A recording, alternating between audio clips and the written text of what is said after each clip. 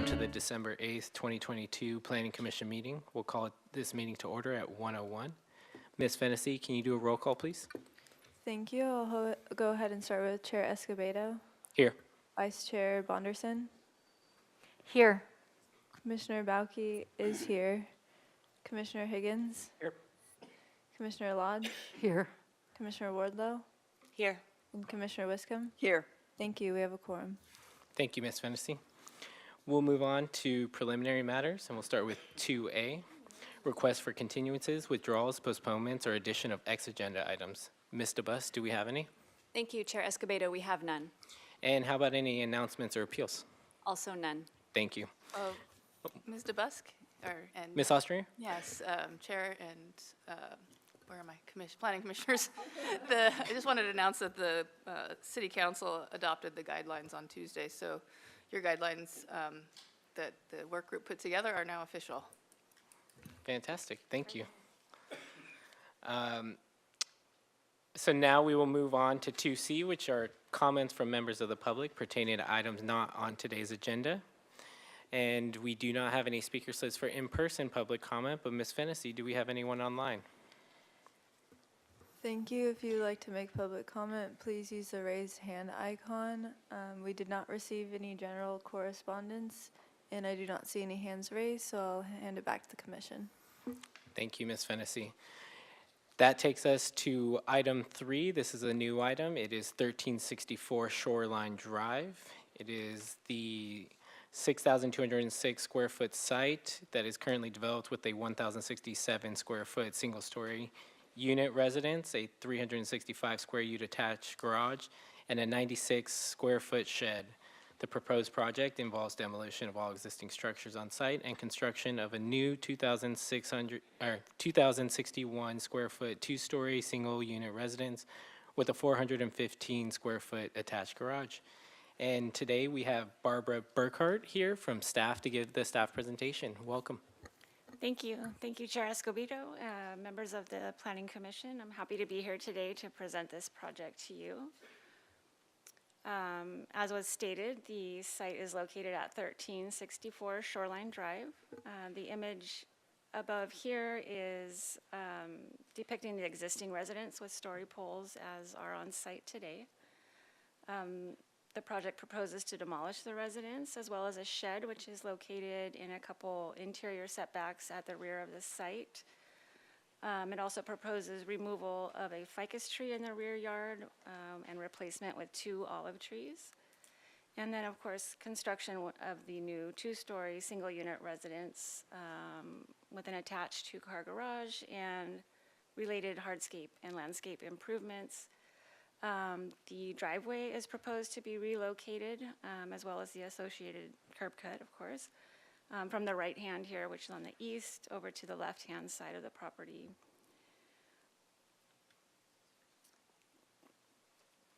The project site is located in an existing single-family neighborhood off of Shoreline Drive between San Rafael Avenue here and Santa Cruz Boulevard here, and Shoreline Park is directly across the street. And as you can see in this table, the project is consistent with the zoning ordinance. The garage of the existing residence currently encroaches into the front setback, so the project would bring that aspect into conformance.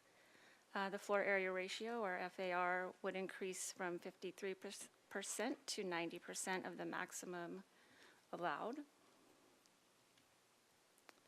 The project has been to the Single Family Design Board, or SFDB, on one occasion, which was July 18th of this year. And I should note that there is an error in the staff report on page 8 under design review, 4th row from the bottom. The date should read July 18th, 2022, not October 28th, 2022.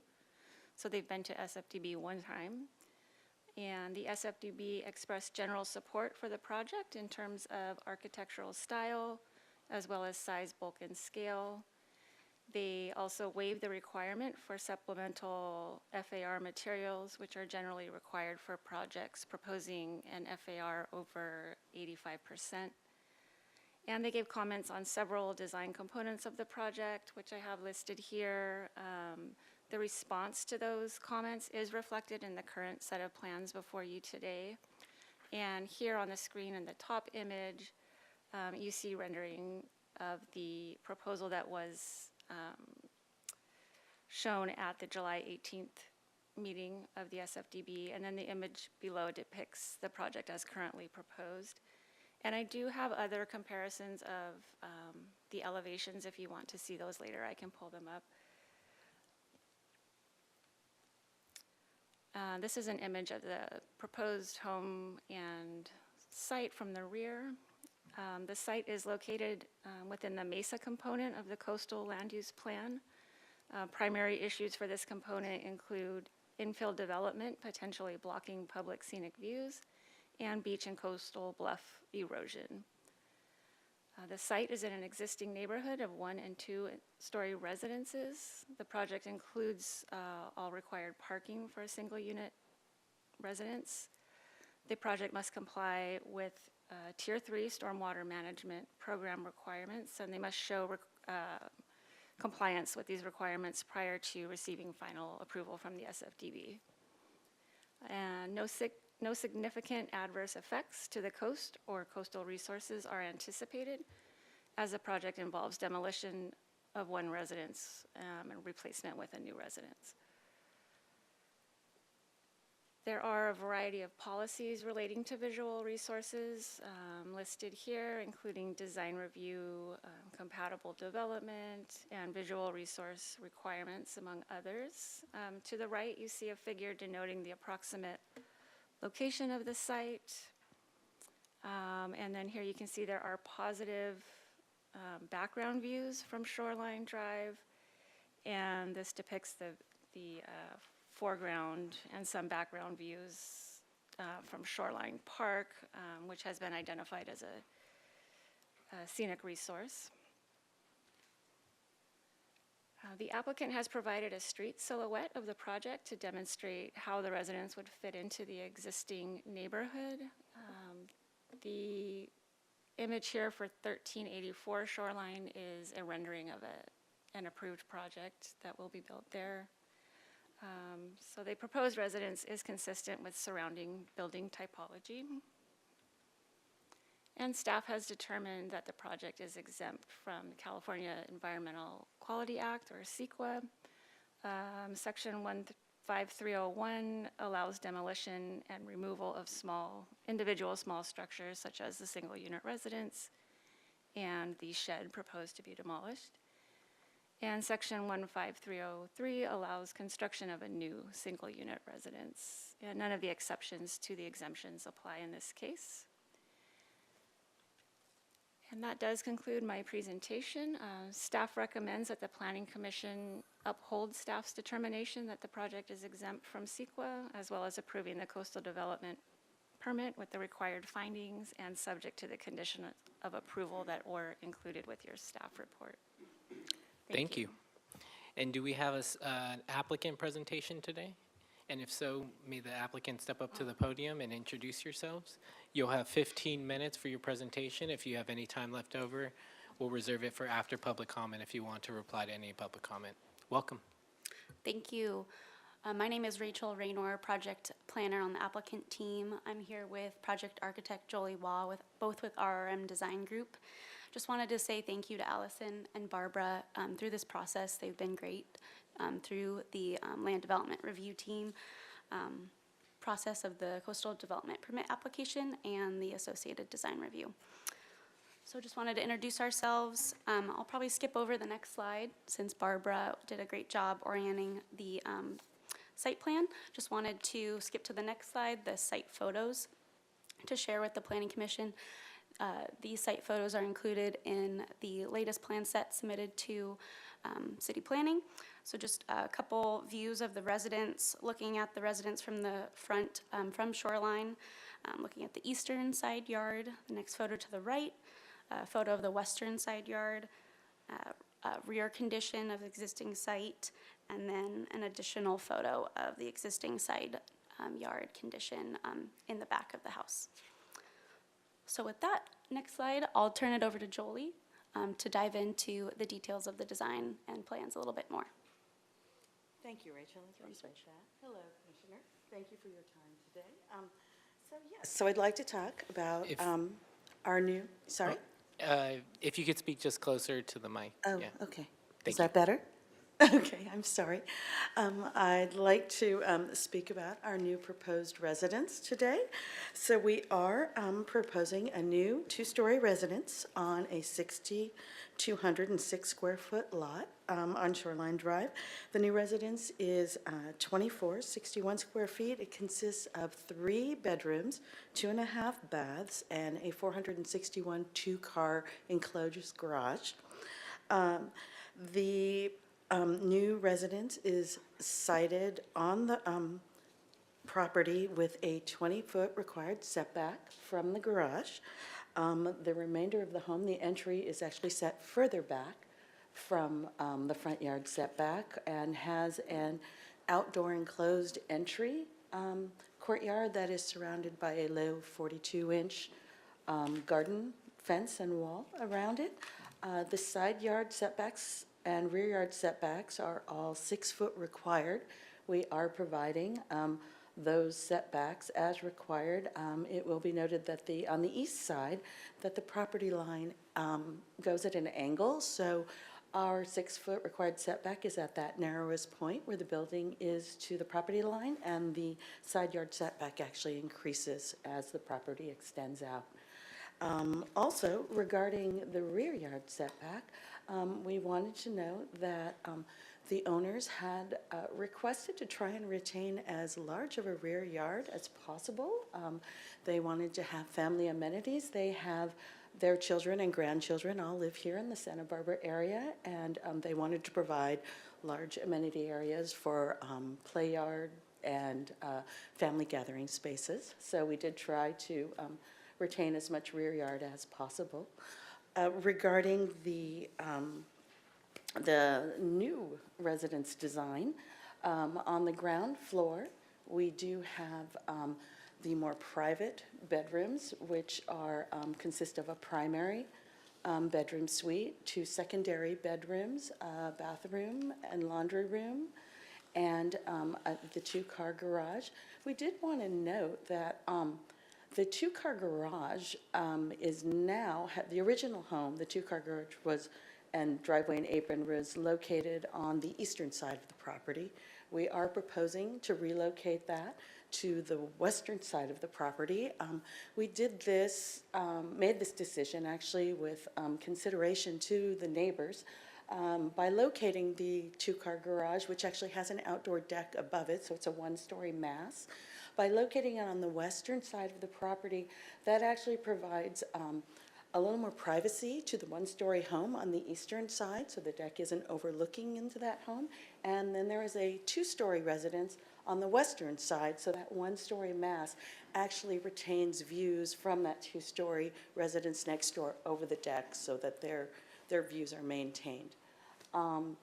As far as from also on the ground floor, we have our main stairwell that is ascending up to the 2nd floor. As you ascend that stairwell, there are windows open to the south and to the east, which take advantage of the 180-degree ocean views that this site does provide.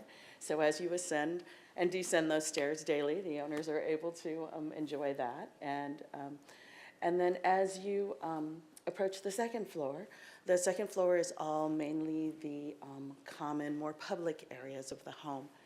It consists of a large great room and open dining area and open kitchen, all in a large open great room. And then also off that living area, there is a small den which has large sliding doors, so it is predominantly open to make that living area feel a little bit larger, and when privacy is needed, those doors can be closed. There is also on the upper floor a small pantry for the kitchen. Comments on the living area, there is an open railing that overlooks from the living area over the stair out to those large windows so that you can see the views from there and maintain those views. There is also sliding doors, glass doors from the kitchen that will open up directly onto that front deck that has the ocean views. That front deck is really going to be their main outdoor living space. It actually has some built-in seating, which is also located more towards the two-story portion of the house. So it actually has a little planter behind it, gives it a little more layer of privacy for our owners. And then there is also an area for dining. So that is really an outdoor space that is meant to work directly with the indoor spaces. And that's a theme that's actually consistent through most of the home.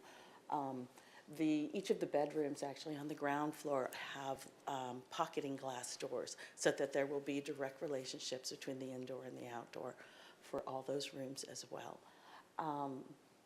And then I guess to move on to, also off of the kitchen on the upper floor, there is facing the north, facing the rear yard, there's a small deck, and that deck is actually meant to hold a barbecue so that there's easy access from the second floor.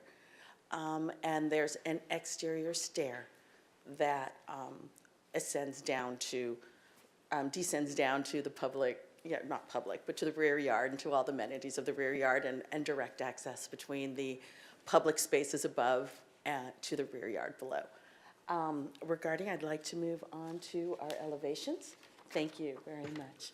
So our elevations, the style of our home is a warm contemporary. This was our clients' wishes. They wanted to have a contemporary home, but we also wanted to kind of keep it nice and warm. So we've chosen materials that we think emphasize this. It will be a smooth Santa Barbara finished stucco in a warm neutral tone. There is also an accent wall at the stairwell, which will be a dry stacked stone texture, actually on the outside and on the inside. So as you ascend those stairs on the inside, you also have that texture. And then the fencing around the entry courtyard area is stucco at the base and stained wood slats at the horizontal fencing part. That wood tone is also picked up in the garage door, the front door, the side gates, and the underside of the eaves of the roof, so that we tried to provide a nice mix and blend of materials and textures on the exterior of this home. And then on the deck, the railings will be horizontal stainless steel cables to minimize any obstruction of those views that everyone really wants to enjoy.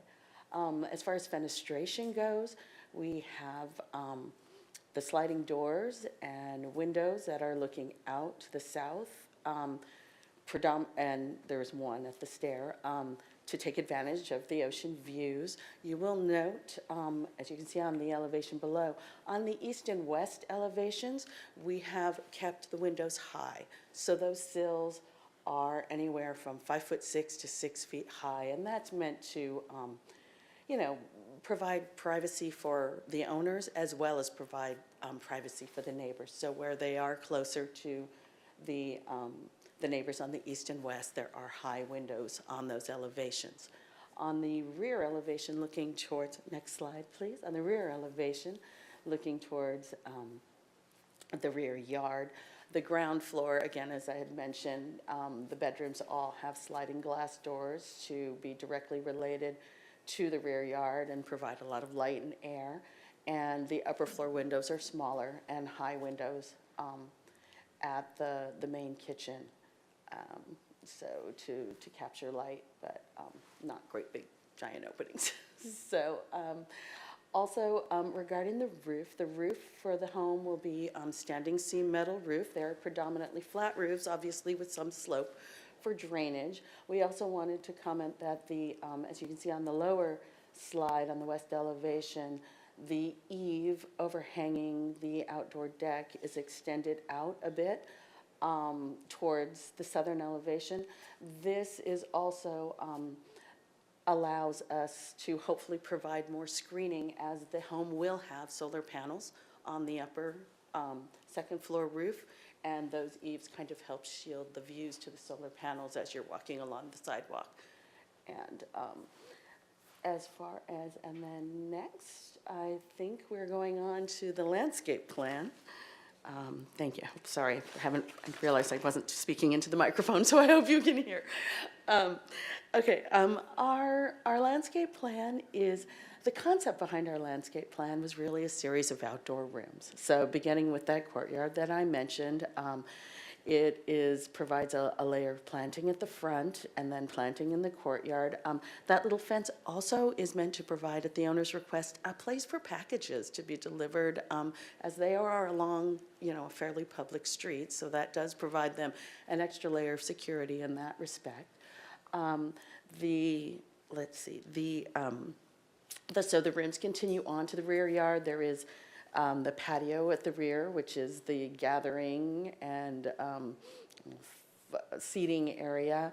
There is another outdoor room, which is the spa area, which is a flush deck and family seating. And then there is also a sunning sort of deck towards the back with some furniture as well. And then the turf, it's an artificial turf play yard, number 14, is for the children. And then also wanted to note that the driveway, the new proposed driveway, is actually permeable. And we are actually proposing, there is an existing tree in the rear yard. It is a ficus. We are proposing to remove that. Coincidentally, the neighbors, it is a large tree, and the roots are actually very invasive, and they are actually damaging the rear retaining wall, which is actually going to have to be replaced. And when that is replaced, it is actually going to affect the roots. The neighbors also had, our clients have been talking to their neighbors, and the neighbors had also made comment that the leaves of the ficus tree and the branches that were overhanging on their property were dropping leaves and affecting the pool in their yard. So our neighbors actually, our clients actually came in and had the tree pruned and pulled all the branches back. So it wouldn't do that. But we are proposing that actually to provide space for all these amenities, that ficus tree be removed, and we are replacing it at 2-to-1 ratio with olive trees, which are much more in tune with the Mediterranean theme that the rest of the planting will be taking, drought-tolerant Mediterranean theme. And Just a reminder that you have a little over a minute for. Oh, okay, I'm sorry. Okay, and then also just to note, tree number 11 is an existing tree that was actually originally the owners had proposed to remove that tree, but as I said, they have been talking with the neighbors and friendly with the neighbors, and that particular owner of the house next door had requested that tree remain because it does provide a little bit of shade for her garden, and so our owners are happy to accommodate, so that tree will be retained instead. And then I guess I'm trying to think if there's anything else. Oh, also, I understand there was a comment regarding the palm trees in the front at the parkway, and and whether or not our new driveway would be an issue with that, and we did check with the urban forester, and it was determined by the urban forester as well as our arborist and our landscape architect that those palms have very tight root balls, and there will not be any effect to the palms by that apron or the new driveway. So, okay, Rachel, I'm gonna let you And wrap up then. Just to close, Sorry. if it's okay to take The- an additional 30 seconds. Just wanted to touch on the stormwater comments that came up during the site visit. I'll as well. allow 30 seconds. Okay. Yeah. If you can skip to the post-development hydrology exhibit 2 slides later from this landscape, next slide. Just wanted to touch on this, as Barbara overviewed, we're in the Tier 3 stormwater requirement. Wanted to note the bioretention area in the southeast corner of the site that will meet the stormwater needs of the property. Also touching on the drought-tolerant landscaping that Jolie overviewed will also help further detain water on the site. And I just wanted to make reference to the April 26, 2022 hydrology and stormwater quality report that that analysis came in. And with that, thank you. Thank you. And is this a question? Okay. Okay, thank you so much for your presentation. I'm sure we're going to have some questions for you.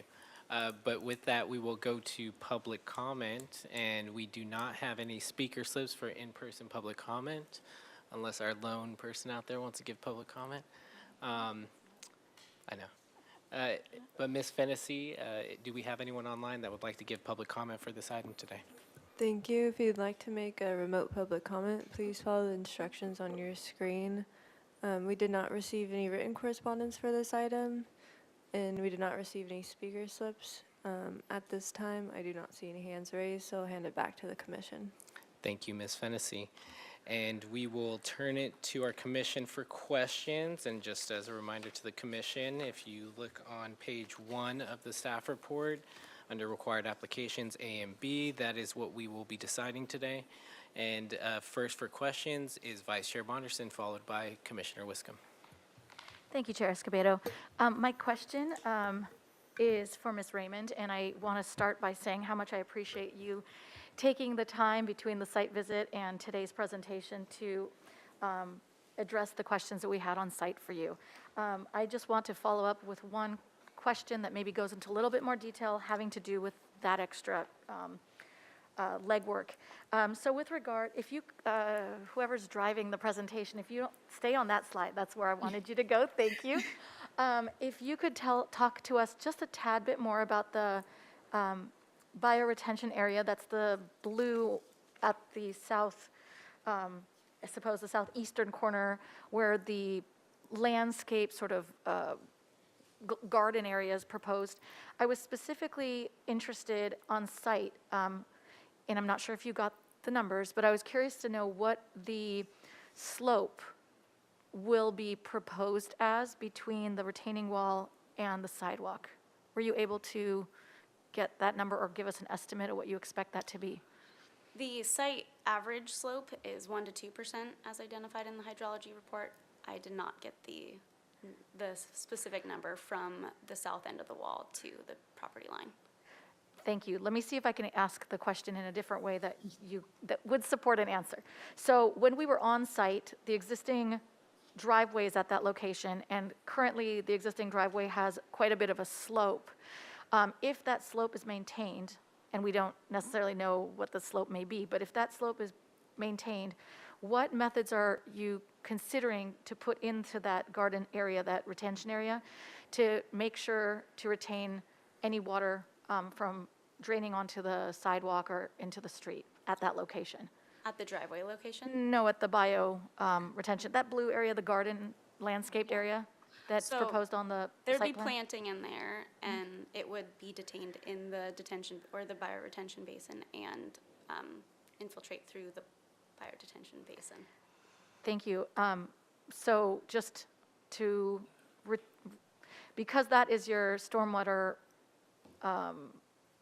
your BMP location, the way it's, I'm guessing the way it's being set up is to have all the absorption into the land at that space, and you're setting it up with the layers that would absorb there? Yes. So I confirmed with our civil engineer, who was unable to attend today's presentation, a little bit out of my expertise, but he did confirm that the bioretention area is sized appropriately for a, I think it's 2-year through the 100-year storm events, as identified in the hydrology report. So he's confident that it's sized correctly. That is, And then the driveway also with the permeable pavers helps, Right. capture that. that is the right answer. I'm glad to hear it. It's the right location to absorb as much as possible. Hopefully it works. The other question I have, you did touch on it. I want to go into a little bit more detail. I believe it was your, Jolie. yeah, sorry, Yes, I that's didn't catch okay. your name. My apologies. I heard you mention that you were able to talk to the urban forester and your landscape architect about the palm trees that are in the southwest corner Yes. before the street. We actually had Barbara follow up with Nathan, the urban forester, and he was able to verify that that was no concern. We actually have a hidden slide, if you want to go to the one after the question slide, that gives the takeoff of the lowest, or the closest dimension to the curb cut. There we Oh, go. sorry. All right, So so it's about 2 feet, the trunk from the driveway curb cut. Okay, and my last question, I presume it goes to Ms. DeBusk. If we would like to add a condition to make sure that in the event of construction, if they do approach a root system there, and we want to make sure that we can prevent any damage to those existing trees, is that something that you can draft for us in the meantime? Or help us to draft when it's time? Commissioner Bonderson, yes, that's something we could do. Okay, thank you. That concludes my questions. Thank you for coming prepared with my site questions. I appreciate it. Thank you. Thank you, Vice Chair Bonderson. Commissioner Wiscombe? Thank you, Mr. Chair. Yeah, that was one of my questions about, we conditioned another project with the same condition that's on Shoreline Drive. So irrespective. We would definitely be agreeable to Yeah, adding that condition. Okay, well, I hope so. Okay. And then I want to go back to the hydrology slide you showed. I want to know, I want to understand where the roof runoff is going. Where the roof, Runoff is going. Is that? the directional is- arrows in black on top of Okay, the roof. that's depicting where the roof runoff is going. But then where does it go? Yes. Correct. Okay, and then how is it getting into the bioretention pit, as I would call it, because that's really what it is? Well, the roof runoff, will go to gutters, which will go to downspouts, and then the downspouts will take it down to surface drain onto the land, to the, surface draining, and the slope of the property will take it towards the bioretention.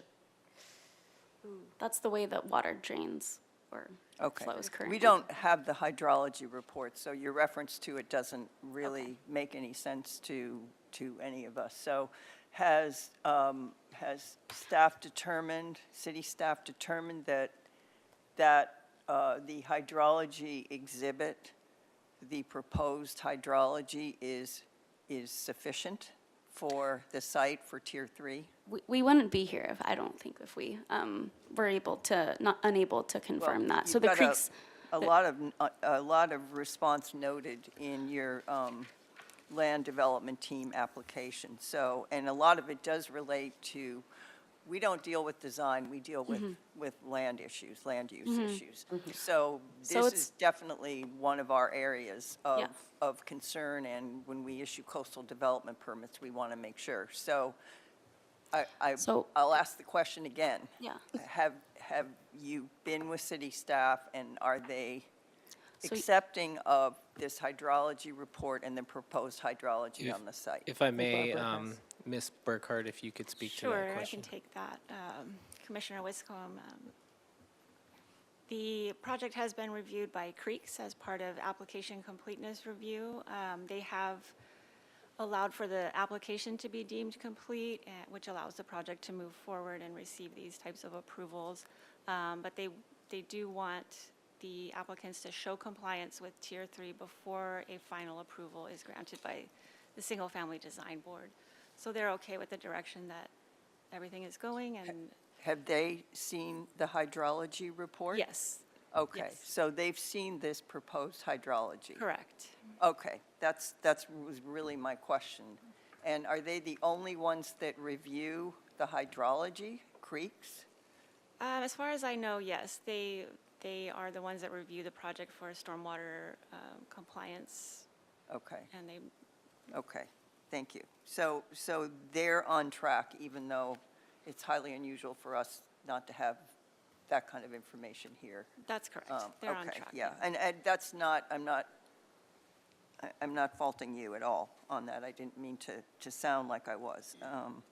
It's just that we need to know these things before we consider issuance of a coastal development permit. Okay, and then my next question is really for staff, and I don't know if it's for you, Ms. Burkhardt, or if it's for Ms. DeBusk. We have a required, usually when we do the coastal development permit, we have to also approve the conditions, the draft conditions of approval, which isn't written here, but I guess it's under the coastal development permit.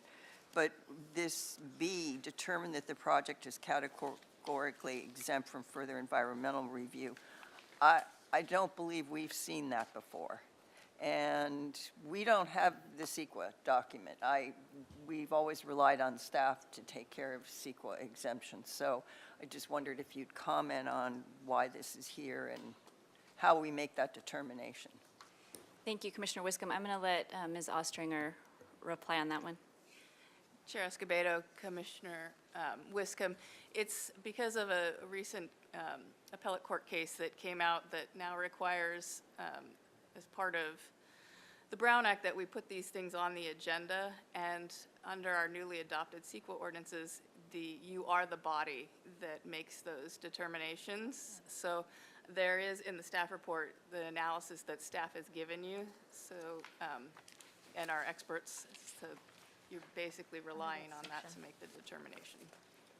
So, Ms. Ostringer, we're relying on page 8 of 60 under, excuse me, section 6 environmental review. We're relying on that, or? I believe it's page 5 of 60. I think it's.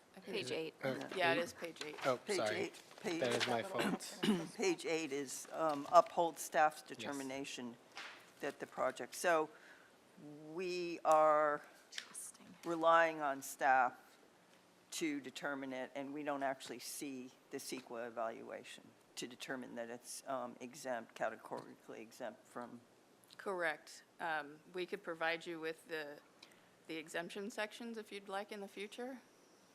Well, I don't know. I think that's up to, all of us up here on the commission as to whether we want to see it. But it's asking us to do something that we don't have the information on, even though we're now the body that decides it. And we've always relied on staff, and it's never been a problem. So I don't know how to resolve that, but okay. But I appreciate your answer on that. Okay. Let's see. Doing through that. I just want to make sure I don't have any other questions.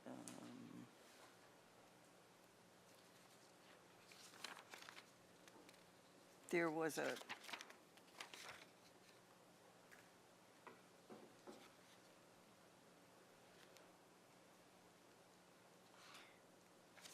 I don't want to go into that.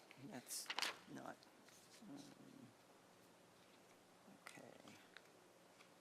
Okay, I think that's it for me. Thank you so much. Thank you, Commissioner Wiscom. Commissioner Higgins? For staff, on the landscaping plan,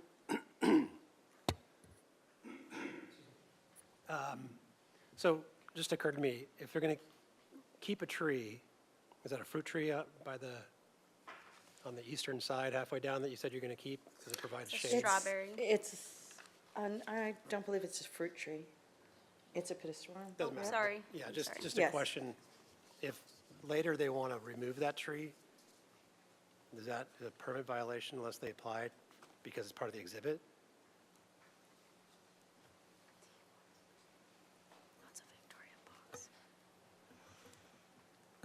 Chair Escobedo and Commissioner Higgins, only if there was a condition of approval that required that it remain, or I'd have to double check the conditions to see if we did include condition that says landscape plan compliance, so they do need to comply. However, the community development director is authorized to remove certain removals and replacements if it's in keeping with the same, type of tree or same coverage. If not, it's possible that it would go to single-family design board. All right, and then for the applicant, no basement and no elevator? Nope. No. Thank you. I think condition C1 speaks to the tree removal as well, and how the Parks Department also has purview Thank you. for that. Thank you, Commissioner Higgins. Vice Chair Bonderson? Just one more question I forgot to ask earlier. I wanted to double check and make sure that I didn't miss anything. Is there any solar going on this project? Yes, there will be solar panels on the roof of the second level of the home. Okay, and would you be kind enough just to direct me to the page in the plans so I can look at it while we're continuing? Do we have a a roof plan on the overall set? I have only the abbreviated set. A11 and the plan set is the roof plan. And, got it, and those light hatches, squares are the solar panels, the rectangle on the right and the big square on the left? Those are possible areas for solar Areas. panels. At this point, we're assuming that it should be able to be accommodated on the second floor, top of the second floor roof. And so just to make sure that I understand, and that's the page I'm looking at, you haven't actually laid them out or decided how many or square footage, you're just telling us that you're planning on having them and they would fit in those designated spaces? Correct. Okay, thank you. Thank you. Commissioner Balke. Mr. Chair, I've got a couple questions for staff. Ms. Burkhart, could you walk me through the section of the staff report talking about scenic resources and how the situation with Shoreline Avenue or Shoreline Drive as a potential scenic route? What policies, what rules and regulations does a potential scenic route have?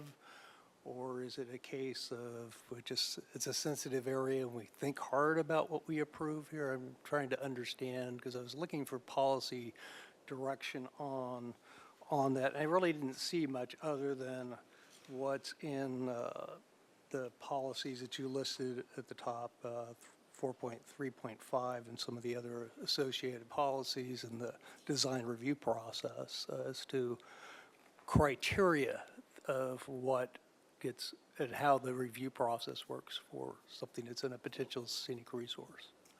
Could you walk us through how that's thought about and whether the city has any standards or regulations or approach to those things that land in that category? Yes, thank you, Chair Escobedo and Commissioner Balke. Thank you for the question. What we're looking at is impacts to public views of the coastline, the mountains, things like that taken from this public right-of-way adjacent to the. So you're saying basically what you see if you're on the road or on the sidewalk, basically what in my parlance world of urbanist is, it's the public realm? Would that be Correct, appropriately? that's right. Okay. And in your staff report, do you have this diagram that shows these little view matrices or whatever you want to call these bubbles of grain? How Correct. is that applied? So that's depicting, the green areas are positive views of either the mountains or towards the ocean, the shoreline. The yellow is kind of obstructed already, probably by existing development. So we're just showing where those views currently exist in relation to the project site. Okay. But when the city adopted this Shoreline Drive as a scenic route, they didn't go through any kind of design standards for Shoreline Boulevard or anything like that? No. Even though it is, okay, good. That's one of the questions I had. The other question I have is trying to understand the comments of the design board on July 18th. Number 4, as part of their comments, is consider de-emphasizing the garage door and the structure. Could you elaborate as to the discussion and what they were leading to in that discussion?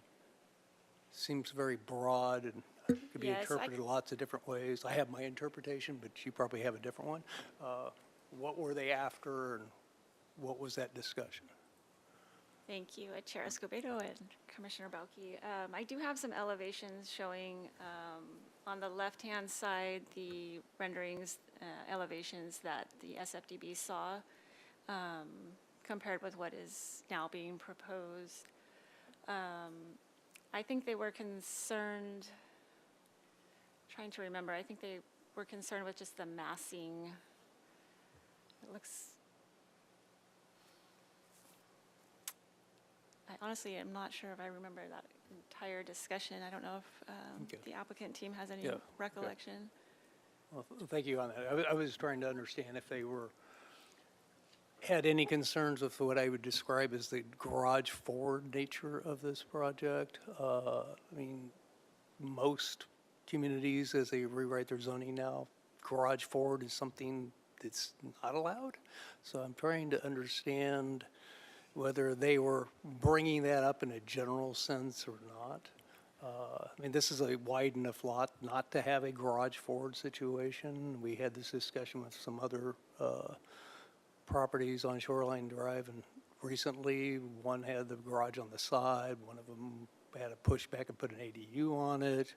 You look at slide 8 that you have, you look at the neighborhood, even back in the 1950s or so when they built this subdivision, the garages, in fact, all of them except for this project and one other that hasn't been built yet, have the garages either on the side, pointed away. The garage doors are not a primary design element, so I was wondering if that was what they were after or not. I don't think the comment was in regards to the location. I think it was just to keep it from being too overwhelming visually. So try to de-emphasize it with architectural treatments versus, right. I I mean, believe so, yeah. it looks better in the second, the second version definitely is an improvement. I was just wondering if that was something the board got to. Okay, those are my questions. My recollection was that it was from aesthetic, not a orientation of the doors to shoreline. Okay. And so that's why we changed the material in the And we've most recent. added additional planting as well to soften. Yeah, thank you. Thank you, Commissioner Belke. Commissioner Wardlow? Thank you, and thank you, staff, for the presentation, as well as the applicant.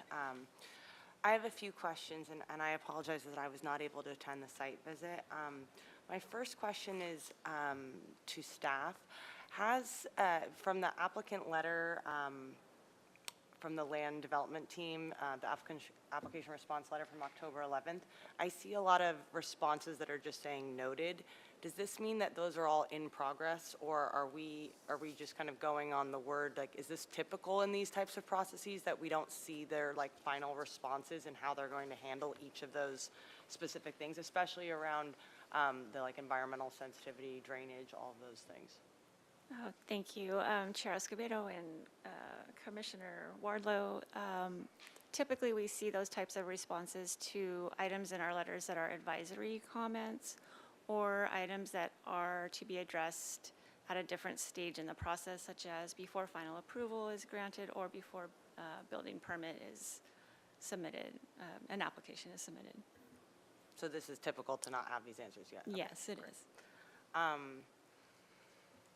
Even though when we're trying to make a finding on the coastal land use plan consistency, California Coastal Act,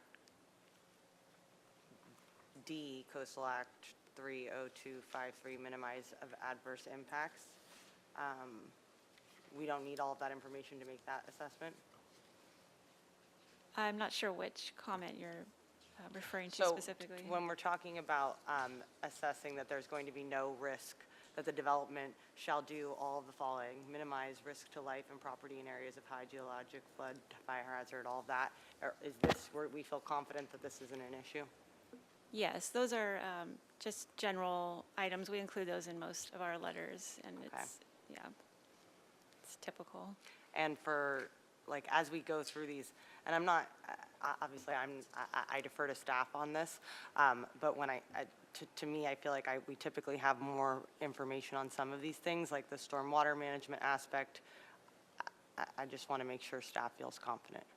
Yes, typically, some of those comments relate to a geologic report, which would be required with a building permit. So it's building that looks at that type of issue. So we're just advising the applicant that that's coming up and that they should be aware of it. Okay. Chair Escobedo and Commissioner Wardlow, just to elaborate a little bit, if there were something significant, then we would have required the geologic report up front so that you can make those findings.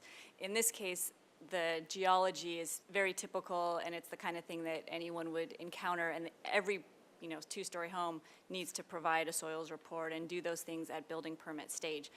but the city does have criteria for certain types of soil or geologic hazards where we would require that up front and do it as part of our environmental review of the project. Thank you so much, Allison. That's the end of my questions. Thank you. Thank you, Commissioner Wardlow. Any other questions from the commission? Not seeing any. I do not have any questions. So that'll take us to our deliberations portion of our hearing. And we have Vice Chair Bonderson to kick us off. Thank you, Chair Escobedo. I just want to say I really appreciate the aesthetics of this project's design. It's really, in my opinion, it's very beautiful to look at. I'm quite excited to see what it will be when it's realized. And it's clearly, in my opinion, it's clearly an improvement to the community. It fits in line with the elevation that you've provided with the neighboring sites. I think it's so much work is happening right now on Shoreline, and they're all meeting one another quite nicely to create a new street front. And this fits right in with that. I will wait until my colleagues deliberate, but I would be happy to make a motion when the time is right. And I want to make sure that when I do, that we would be able to add the condition. And I don't know if it's best to sort of mention it now for Mr. Busk, or if I should read it later now. So to help with drafting it, and maybe you already have it, but I'm going to suggest that we add a condition that the palm tree by the proposed driveway be inspected during construction to ensure its integrity, and it should look to be, and should it look to be compromised, that it will be removed and replaced in a location suitable to the city's arborist at the expense of the owner. And then I'll wait and hopefully come back for a motion. Thank you, Chair Escobedo. Thank you, Vice Chair Bonderson. Commissioner Higgins? Thank you. Beautiful project, really great presentation. But, no, just kidding. You guys did a really good job, very thorough, and I appreciate the staff's work and your owner's interest in meeting with the neighbors and the placement of the garage on the west side and the protection of the view to the east. It's great, so love it. Thank you, Commissioner Higgins. Commissioner Wiscombe? Thank you, Mr. Chair. It's a beautiful project, and I appreciate both staff's presentation and applicant's presentation on it. It's really nice architecture, and I think it's going to be a nice addition to Shoreline Drive. That said, I absolutely support Vice Chair Bonderson's condition to add for the curb cut for where the existing palm tree is. And I think that should be added to the conditions. I can support the project and the coastal development permit and the conditions of approval with that addition. And I appreciate Mr. Busk adding the condition already about Shoreline Park, no parking of construction vehicles there. I guess I can support the determination that the project is categorically exempt from further environmental review. This is, I don't know, number 3 or 4 on Shoreline Drive that we've seen, so it's not a big deal. That may become a big deal at some other point, and perhaps staff will make a determination if we need to see that information on some projects that are more complicated than this project is. So, that's really all I have to say, so thank you all very much. Thank you, Commissioner Wiscombe. Commissioner Bauke? Mr. Chair, I will not be supporting this application because I think the city is seeing a trend here on Shoreline Boulevard, and it's a scenic resource that we've got here. And I would think, at least at the minimum, the city would have set of standards for Shoreline Drive that, these lots are at least wide enough to have non-garage forward requirements. Most cities now have established a 25 feet behind the primary facade or a 45-foot depth for the face of the garage from the property line on lots that are this size, especially in those areas in which it's a very, very important scenic resource. So I'm not going to support the application because I can't make the findings on the visual resources side of the equation. Thank you, Commissioner Bauke. Other commissioner comments? Commissioner Higgins. So, Commissioner Bauke, just a question back to you. Your concern is not size, bulk, and scale, but the garage forward? Yeah, the primarily thing that you will actually see when you drive down the street is the garage. And if you look at the image of the street right now, other than the other application that was approved and on the far left, the rest of them, even back in the 50s, the folks that were building these properties understood that the garage should not be the primary focus. And that's why the one adjacent to it, in fact, I actually had to go looking for the garage on the one that's on the left side because they turned it and they did a very good job of basing it so you wouldn't even know it was there. What I'm saying is this is a scenic resources. I mean, it's one of the few places in which, when I first moved into town after I wandered around State Street and went around, let's go past the harbor, let's see what this town looks like. And then this was one of the first places I went. And we're seeing a redevelopment of Shoreline Drive now. And since this is a scenic, it is considered our scenic drive, I just think we should at least hold to what I find in the business, basically minimum standards for lots that are this size. And the fact that we don't have those standards is very frustrating. I see that the design review boards sort of touch on it and sort of feel it, but there isn't any guidance, and that's it. So I feel frustrated that the city didn't have that conversation when they adopted this coastal plan element at the time, or when they revisited the coastal zoning ordinance, that they didn't take that next conversation board. So I hear you. I could almost agree on this case, but A, we don't have that standard. We should have that standard, but we don't. I think a lot of applicants in this city, for whatever kind of project they're doing, have a real routinely difficult time understanding the standards that we do have on the record. So I could be persuaded, but for the fact that it's a small lot and it's not a lot of room to work with, and they do have laid out a pretty good argument to increase the rear yard area. So I think to accommodate what you're getting at, they'd have to lose quite a bit of space in the backyard. But I get, on the left-hand side, they'd lose it, but they could gain it on the other side. So this is a case of the primary structure should have come forward. yeah, I It hear is you. really where I'm coming Yeah. at. And actually, from the neighbor's point of view, that actually would have opened up even a better, retained more of their view corridor, the one, the Spanish house is adjacent. So it's a case of orientation. Unfortunately, the city doesn't have these standards in Yeah. place. It is something that's being discussed with part of the objective design standards. One of the things that's in there right now is a 45-foot rule from the frontage for where the location of the parking to be, unless the lot is so small it can't accommodate it. So, I mean, we don't have the standards in place to give people direction. But if you were going through the objectives, if we adopted the objective standards as they're currently being proposed, we wouldn't be here having this conversation. But that's Thank you. Commissioner Wiscombe.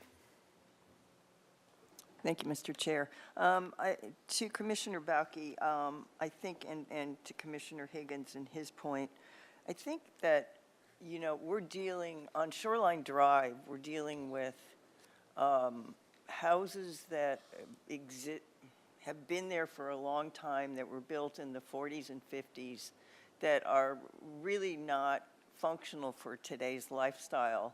And the lots are really small.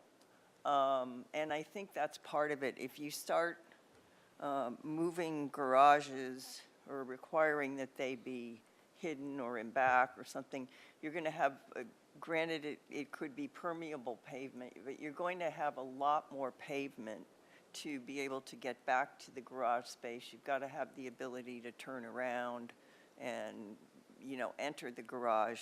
And for one project that we saw where the garage was being moved to the side street, I thought that was a really good solution. So there wasn't a garage on Shoreline Drive, but on some of these lots that are hemmed in here that are, you know, 6,000 plus square feet, there's not, with the requirements we have for open yard and setbacks, there's just not a lot of wiggle room for garages. I'm not trying to convince you, it's just my opinion. And I would probably prefer to see the garage there, because rather than more driveway and less landscaping, I think this allows an opportunity for more greenery.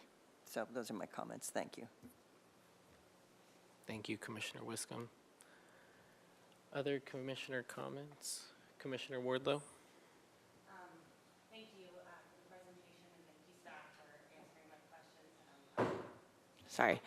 Thank you for the presentation, and thank you, staff, for answering my questions.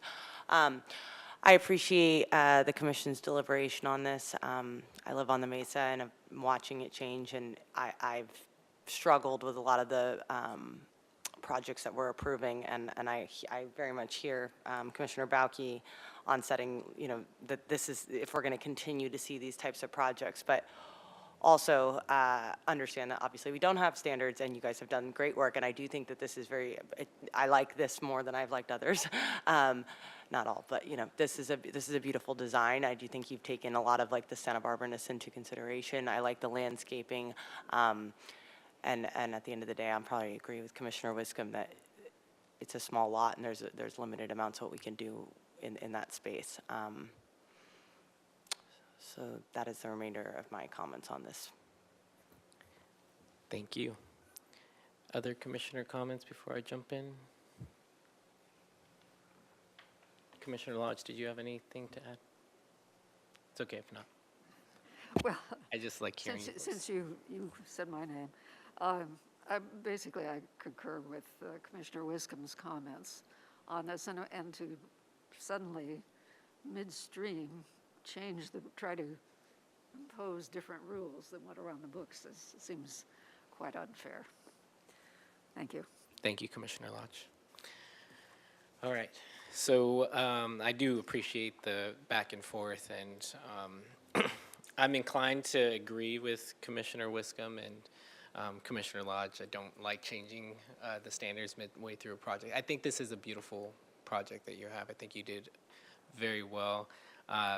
I particularly appreciated, I found it to be clever. I'm sure this is not my profession, but I found it to be clever to put the windows high so that you get the light, but it still provides privacy to the neighbors and to the homeowners. And I appreciated that consideration. I appreciated working with the neighbors. It seems to be a theme recently, and I'm enjoying it, and I'd encourage you to continue through the project. As for Commissioner Bauke's point, it's compelling to me, to be quite honest. I think that when it comes to the objective design standards, I'm looking forward to the day that we adopt those, and I think many of us are. And I do agree, when you have a scenic resource like this and we're going to designate it to be such, taking those considerations to provide those guidelines and those standards are really important, so that we don't run into a situation where we're changing our standards midway through a project. I just don't like that idea. But I'm going to support this project, and I'm going to support it with the additional condition that Vice Chair Bonderson suggested. I do want to say that if possible in the future, when it comes to things like the hydrology reports, even if it's a link on the staff report, so that if commissioners want more information, that would be really helpful, so that maybe it's not in the full staff packet, but we have access. And then for the 2B, that determination of whether the project is categorically exempt from further environmental review, I personally think there's a quick fix. It's similar to what other portions of the staff report look like, where it quotes CEQA and then in there provides us a little bit of context on why you provide the exemption. So I agree. I think there needs to be a little bit more, and maybe it's a training too, one of our trainings that we love to request. But very interesting. I enjoyed this project. I will support it. And if there are no other comments, I'm not seeing any, I will turn it over to Vice Chair Bonderson to make the motion. Thank you, Chair Escobedo.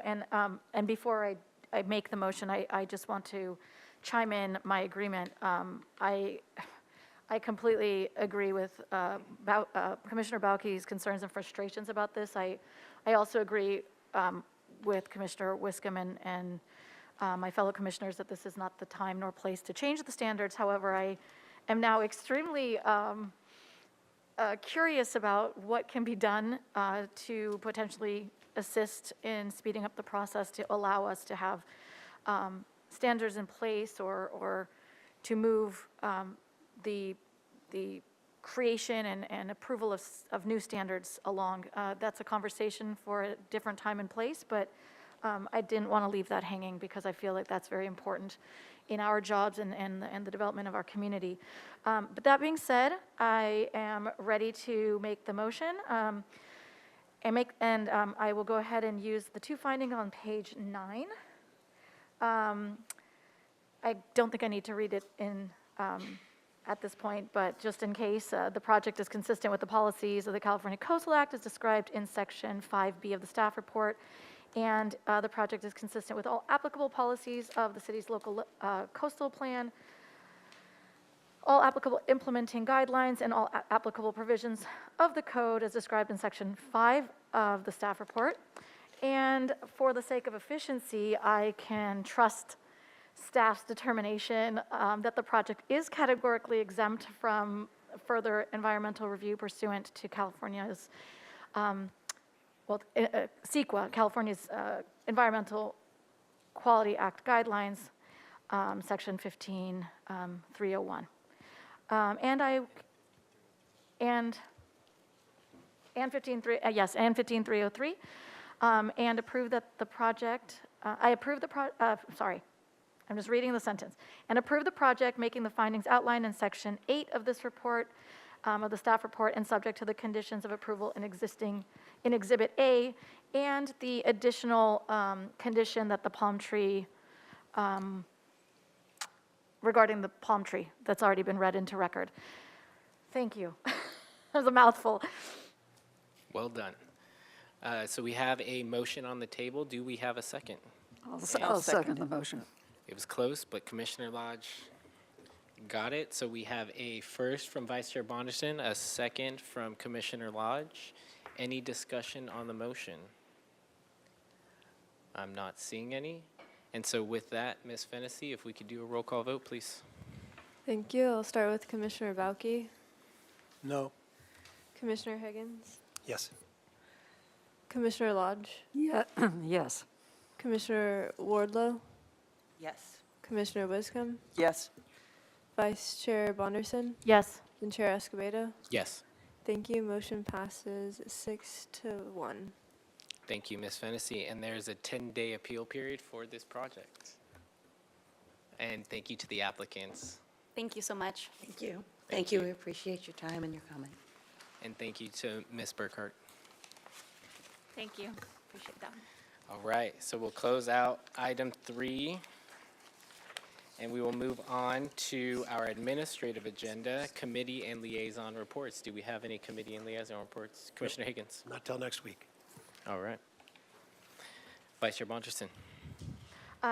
Just a friendly reminder, if anyone's following along on the community design workshops and survey for the State Street Master Plan, the State Street Advisory committee has 4 dates, excuse me, on the calendar for community involvement. There will be a community design workshop tomorrow, the 9th, and Saturday, the 10th, with multiple times. So if anyone's interested in wanting to go, there's one in the morning from 10 a.m. to 1 p.m. tomorrow, 4 p.m. to 7 p.m. tomorrow, and the third one is Saturday morning, 9 to 12. And lastly, there is an open house to view the workshop results later the same day, Saturday the 10th, from 1 to 4 p.m. And all of that takes place at 821 State Street. It's going to be a very important day, so please join us if you're interested. Pass on the word to people that are have expressed interest within your friend circles and so on. Thank you. That's all. Thank you, Vice Chair Bonderson. Other committee or liaison reports? All right. So this is, we 2:12. Make it short. I could make it short, but I am going to, unfortunately, this is my last hearing on Planning Commission, and I know.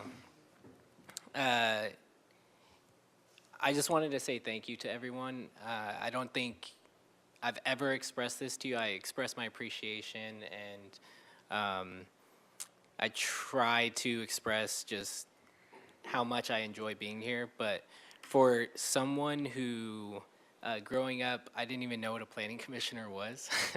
To be a planning commissioner and to join people who care so much, staff, planning commissioners, applicants, people in the community, for someone who's not a planner, who this is not like their bread and butter, to come into this sphere and be welcomed from day one.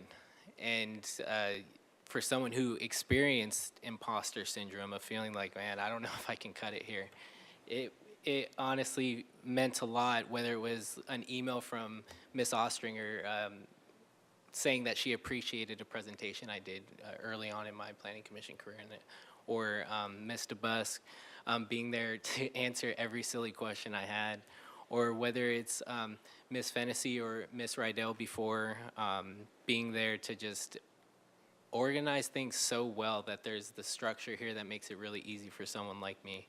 And then my fellow commissioners, both present and past, John Campanella for bringing me in and teaching me quite a bit. Deborah Schwartz for teaching me how to chair a meeting, and that came quite handy, not only here at PC, but on the Community Formation Commission.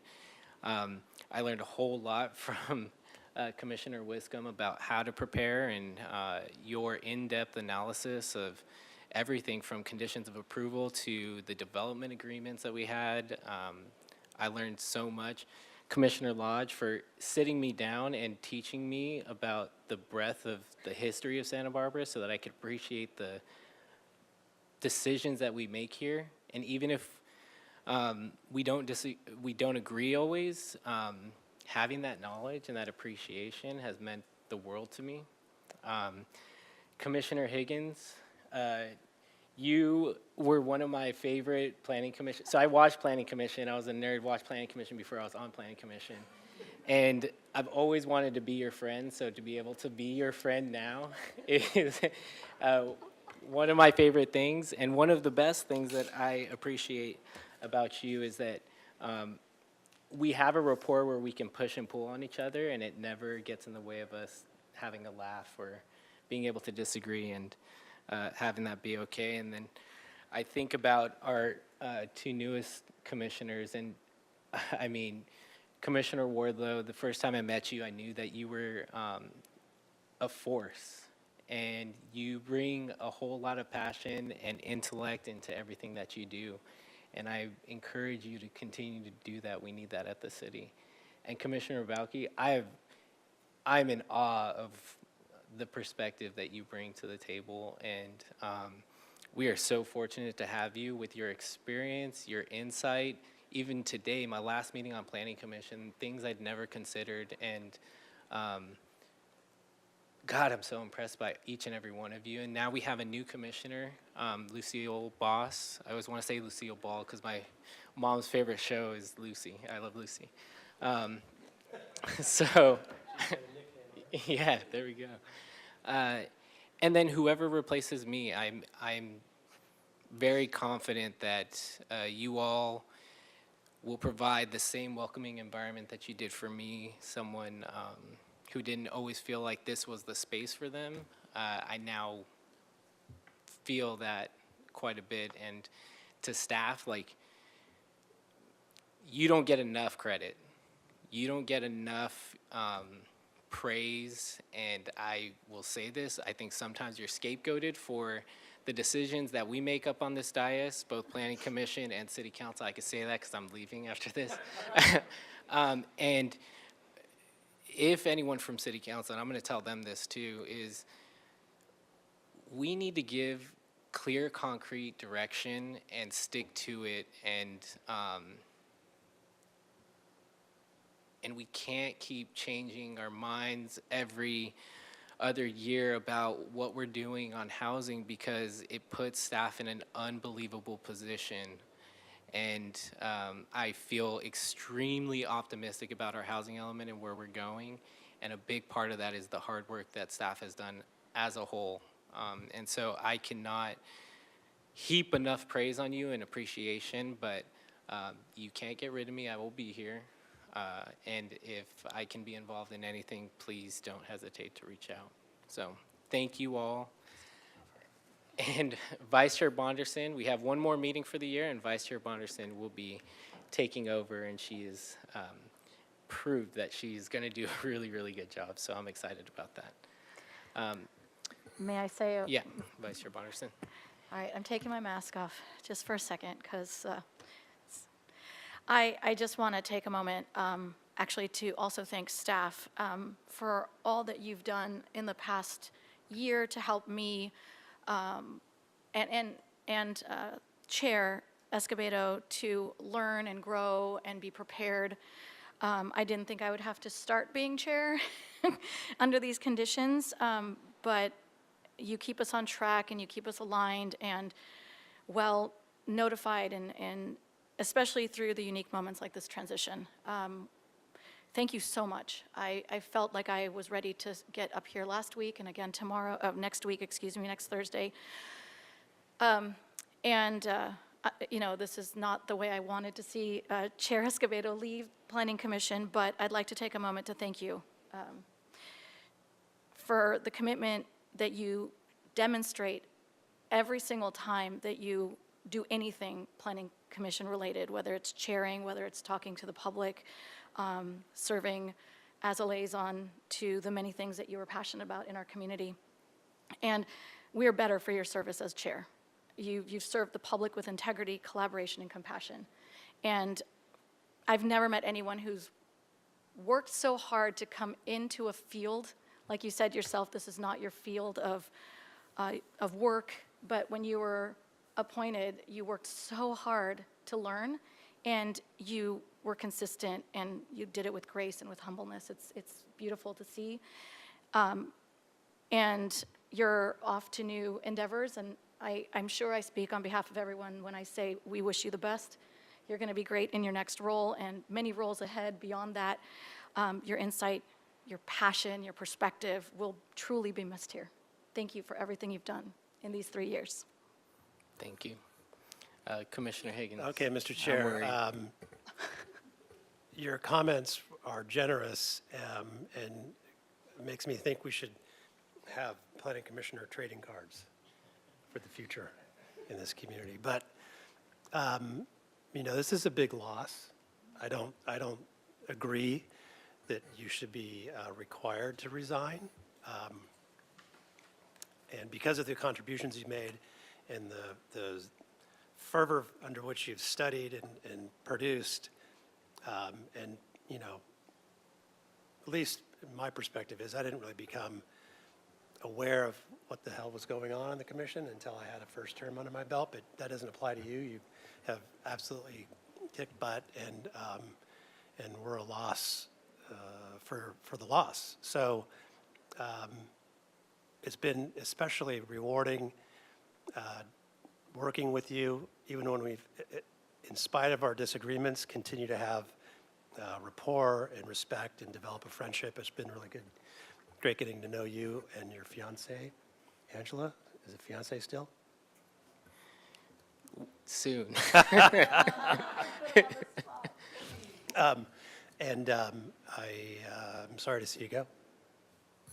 Thank you, Commissioner Higgins. Commissioner Wiscom. Thank you, Mr. Chair. I'll keep it short because I'm saving the good stuff for next Tuesday. But I echo my fellow commissioners' comments. You've been just a delight to work with. You've been an inspiration.